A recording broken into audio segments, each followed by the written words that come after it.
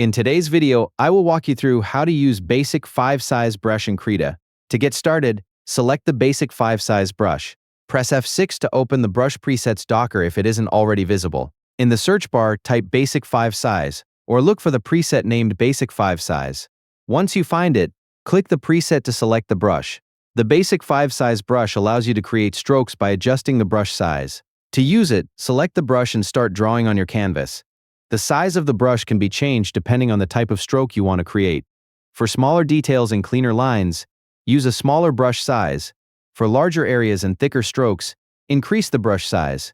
You can adjust the size settings while working to match different parts of your artwork. The basic 5 size brush is commonly used for sketching, line work, coloring, and general painting. It is useful when you need a simple brush with control over stroke thickness. When using this brush, adjust the brush size as needed while drawing. Use smaller sizes for detailed areas and larger sizes for broader strokes. Once you have selected the basic 5 size brush and adjusted the settings, you can continue creating your artwork with different stroke sizes. And that's how to use basic 5 size brush in Krita. Thank you for watching the video.